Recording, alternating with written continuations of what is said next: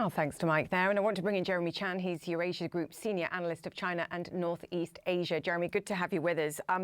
To Mike's point there, I don't believe that the Anti-Corruption Office of the CIO is going to go and try and arrest the former president without having some agreement from the security services, the presidential security services, that they will stand down this time around, surely. You mean they won't try again, right? Yeah. Because they already tried on Friday, and, right. and clearly there was no agreement. They're already signaling they're going to try again this weekend. The forcing factor here is that on Monday the warrant expires, and so if they don't try again before then, they will have essentially suspended the criminal investigation into Yoon until basically the Constitutional Court rules on the impeachment motion and removes him from office. At which point a lot of his immunity goes away.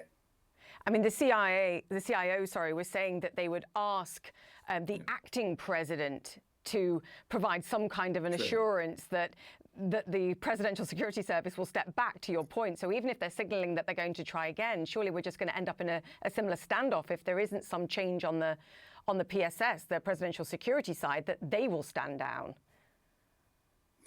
That's right. That's why we believe it's highly unlikely that he's going to be removed through this method, short of there being a deus ex machina solution, such as acting President Trey, for example, or a higher court like the Constitutional Court ruling on the legality of the warrant that was handed down by the Seoul Municipal Court, authorizing the CIO to detain Yoon on these insurrection charges.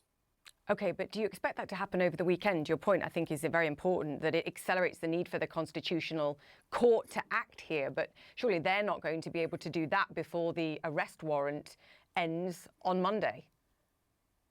That's absolutely right. It's already Saturday morning in Seoul. So the likelihood of that happening, short of there being mass unrest or violence on the streets, is exceedingly low in the meantime. That does not, however, foreclose the possibility that the CIO can go back to either this Seoul Municipal Court or a separate court as of Tuesday of next week and seek an additional detention warrant, which means we could be back in the same dilemma that we're in right now a week and 2 weeks hence, pending that ruling by the Constitutional Court on the impeachment. Okay, so what happens? Do they try and extend the capacity of the arrest warrant beyond January the 6th? Jeremy, what do you expect to happen over the coming days?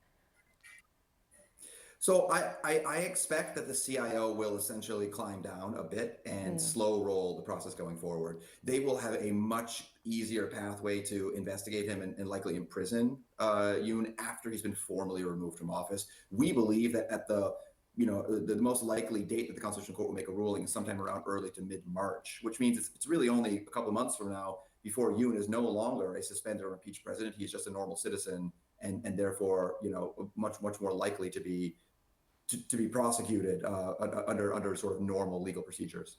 Jeremy, can we just take a step back? What on earth is going on? Why all the knee-jerk reactions, beginning with the announcement of martial law, the reaction now of the Anti-Corruption Office, the president's refusal, or the former president's refusal, or the acting president?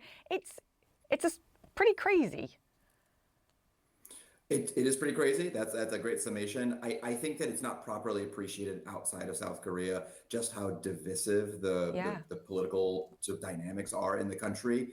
High levels of polarization, high levels of accusations from one political party to the other of illegitimacy on the other part, and so real fisticuffs and hardball tactics played by both sides. And so if you're a supporter of Yoon, you view the December 3rd imposition of martial law as a legitimate act that he took in the face of the national emergency, quote unquote, that was forced upon him by the sort of scorched earth tactics of the center-left opposition. However, if you're a supporter of the left, you view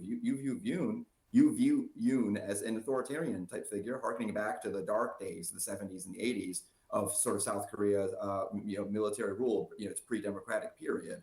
And neither side is really willing to give a lot of ground to the other at this point. Yeah. Jeremy Chan, good to have you, sir. Thank you so much for your time. Thanks, Joe.